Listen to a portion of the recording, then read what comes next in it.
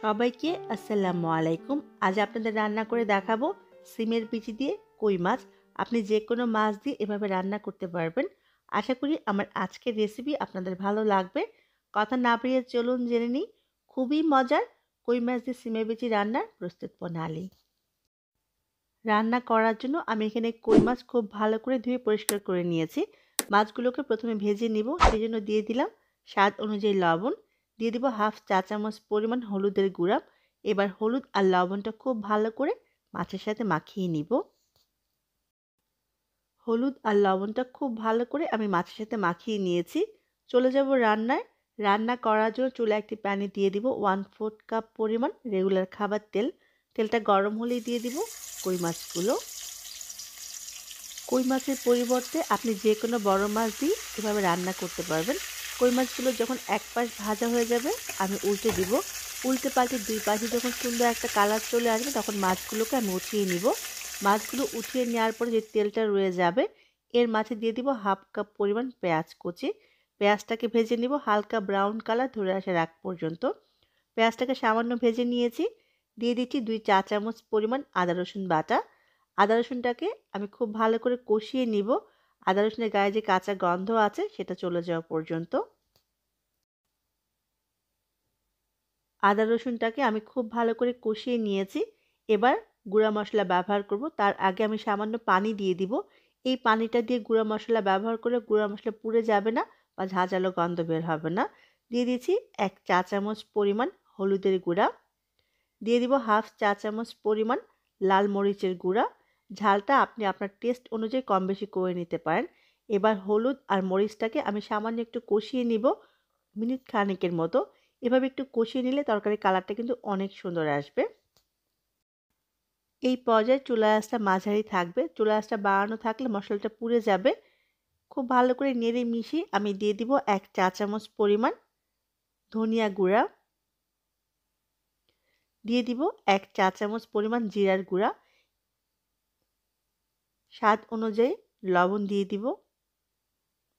এবার সবগুলো উপকরণ একত্রে খুব ভালো করে আমি কষিয়ে নিব। যে পানিটুকু অবশিষ্ট আছে এটা শুকিয়ে তেলটা ভেসে আসার আগ পর্যন্ত। খুব ভালো করে মশলাটা আমি কষিয়ে নিয়েছি। একটু খেয়াল করে দেখুন তেলটা উপরে ভেসে আসছে। মশলাটা যত ভালো করে কষাবেন তরকারির টেস্ট কিন্তু ততই ভালো আসবে। এবার এর মাঝে দিয়ে দিব সিমের বিচি। এখানে আমি প্রায় হাফ কেজির মতো সিমের বিচি ব্যবহার করছি রান্নার জন্য। সিমের বিচিগুলো প্রথমে আমি সারা রাতের জন্য পানিতে ভিজিয়ে রেখেছিলাম। তারপর উপরে খোসাটা পরিষ্কার করে নিয়েছি। এবার মিডিয়াম আঁচে সিমের বিচিগুলোকে আমি কষিয়ে নিব 5 থেকে 6 মিনিটের মতো। অনেকের কাছে সিমের বিচিতে গন্ধ মনে হয়, তারা সিমের বিচিটাকে রান্নার আগে ভাপ দিয়ে একটু পানিটা ফেলে নেবেন।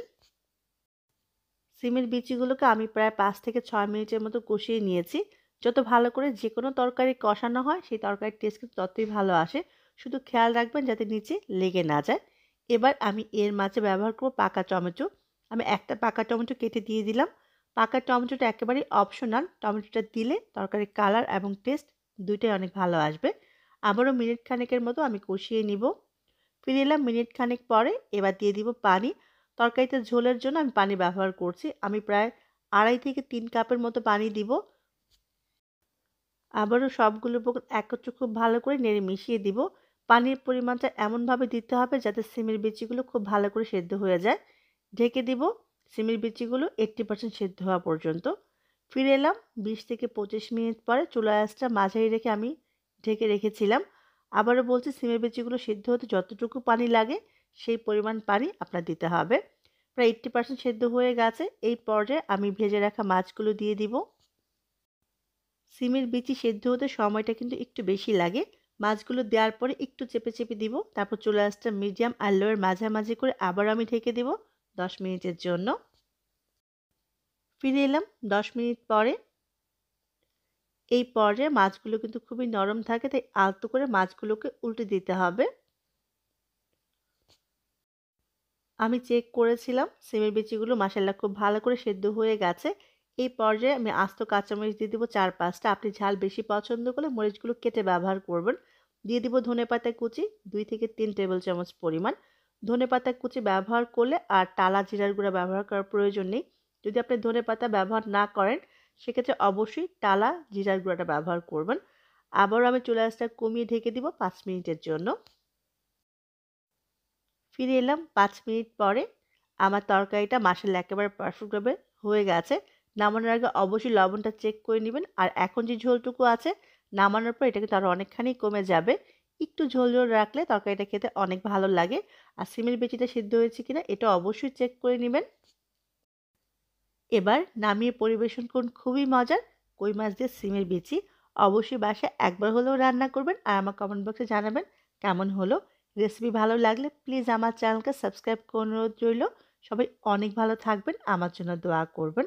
আবারও দেখা হবে, ততক্ষণ পর্যন্ত আল্লাহ হাফেজ।